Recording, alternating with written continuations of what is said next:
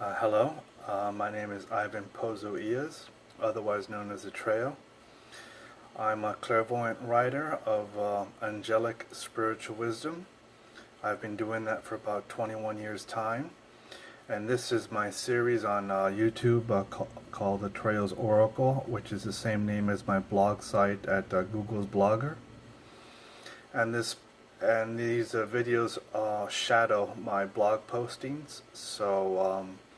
And I posted on Thursday the 18th, and I'm gonna do something different with this video. Usually I read my entire blog post, and it could take up to 30 minutes lately. So I'm gonna only read what I call the longhand of my spiritual wisdom that I channel by automatic writing. And then the other posts I'll do in another video, so I don't make these so long, and I have a bit of a dry mouth, so I could easily gag. I haven't done it on camera yet, but it's a weird condition. I don't know what it is. I've had it for over a decade, but nonetheless, I have to pace myself, so I'm trying to be more creative and change up the lineup of these videos. So the post is titled Jewels of Truth Statements, the Wondrous Total Majesty that God Persists Absolutely. When I write automatic writing, I do it in what I call statement form. I don't do it in chapters. And these statements could run anywhere from 2 to 5 paragraphs. And I usually don't read the introduction, but I'm going to read the introduction here because it has a bit of a backstory as to my process, so you get an idea where I'm coming from. And let me start off. Today is another digest version as followed by the format of my last entry here at Atrayo's Oracle blog site, with another 13 Jewels of Truth channeled angelic wisdom statements across various topics of spiritual interest, starting with a longhand statement on the Holy Trinity of God with a Hindu twist for good measure. When I channel from the angels, I try to be all-inclusive to all other sacred faiths in the world, co-opting their terminology of spiritual phenomena and associated divine deities. Albeit personally, as a person, I have only predominant exposure to Christianity, with the limited cross-pollination of the other two Abrahamic faiths, which technically are Judaism and Islam, besides forays into the Eastern faiths of Hinduism and Buddhism. I suspect as I explore the other holy religions of this world, I will begin channeling mystical wisdom from these angels as spiritual elder teachers as well. Aside from this fascinating exploration of our holistic divinity that is native to each of us according to how we choose to develop our God-given soulful gifts, I have for many years been channeling via clairvoyant automatic writing what can be deemed as a blended philosophy from heaven. Not necessarily Baha'ism, but in a similar light of a supreme cross-pollination of all religions, benevolent spiritual traditions, and humanistic, cultural, secular philosophies, like it was a potluck soup of God. Although religions are man-made, often inspired by the blessed will of God, and spiritual traditions as a personalized faith or path creating a like-kind cosmic view of the divine, this has felt over these 21 years of automatic writing I've accomplished personally, like I'm serving up an enriched flavor to all existing faiths, with a harmonious humility as inclusive, compassionate divine nature. At times I feel as an unapologetic truth teller that although in real life personally I'm hermetic in nature, that these writings as heavenly blessings do not shy away from controversy, shining forth higher ideals of grace into a subverted world. To coin a phrase from the original movie of the Blues Brothers. We're on a mission from God. So that's the introduction to this statement. And when I mentioned the Baha'ism, that's a faith that started in Iran, where this gentleman made himself to be the first prophet, and the Iranian government, I think this happened sometime in the early 20th century or so, I'm not sure on the history, they basically executed him, because in Islamic cultures like Iran, you don't introduce another religion. It's like apostate or something, a heresy. So, but Baha'ism is basically all religions under one roof. But I go a little bit beyond that because I include secular philosophies as well, and even humanistic, and even if someone's an atheist, it's all fine here in my channelings, as long as there's benevolence in the heart and in the mind. It's all good. So this next statement, the Trinity of God, is statement number 2457. I've been doing this for 21 years. But lately, perhaps in the past 10 years, I've gone on overdrive and I've written over 1,200 of these statements. This statement is 5 paragraphs in length.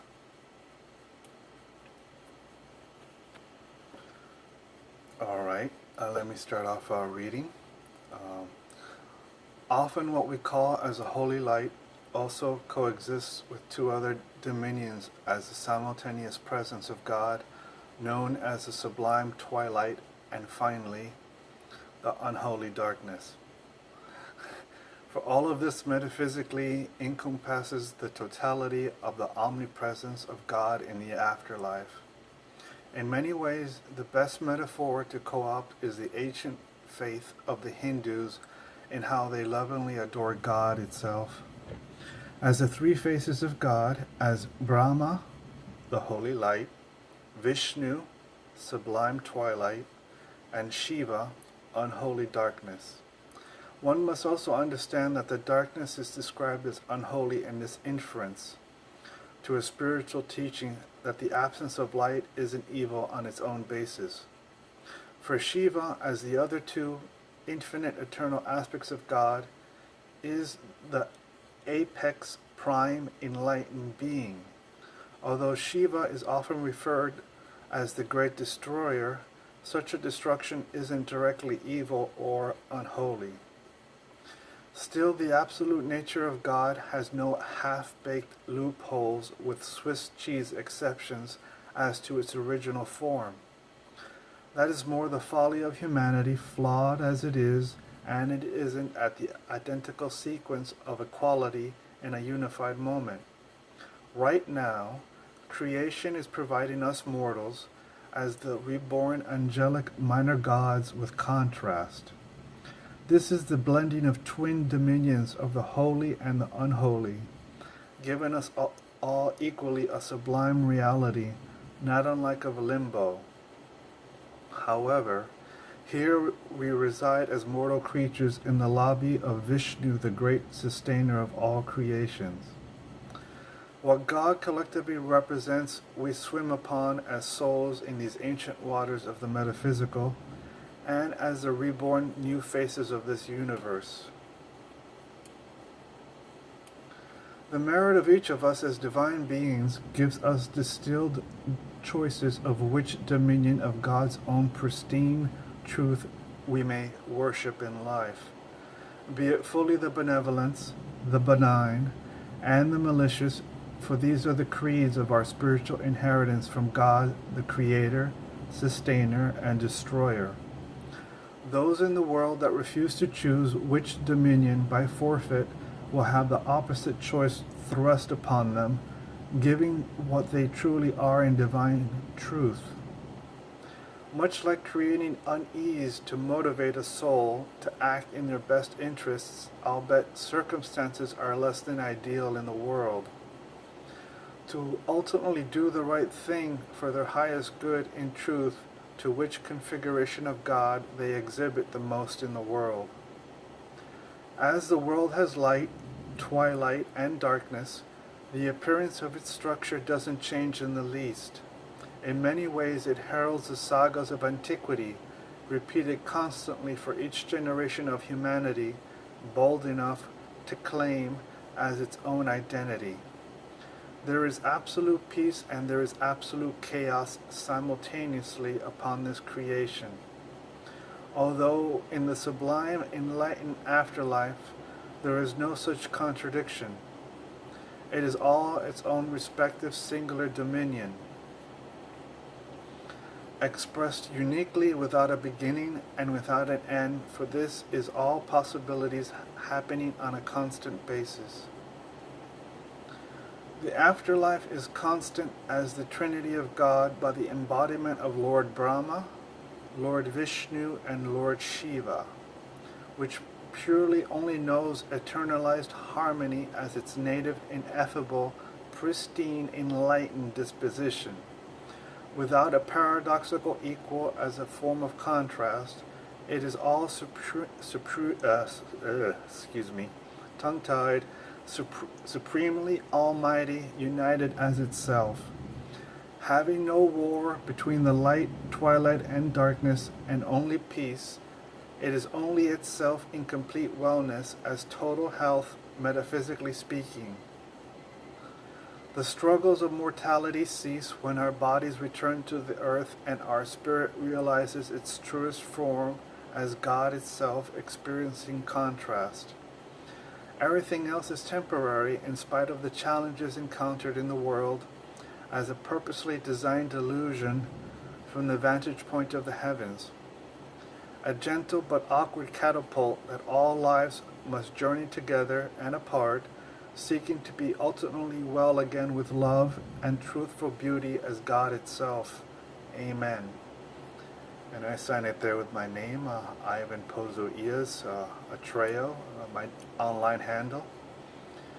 And that will be basically part one of this video.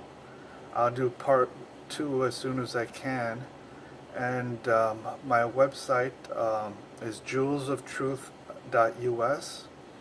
I have over 11 social media links, and you could find them at the website, and also find on the blog tab the blog itself. And thank you for watching, and please like the video, and I guess I'll call it short for now.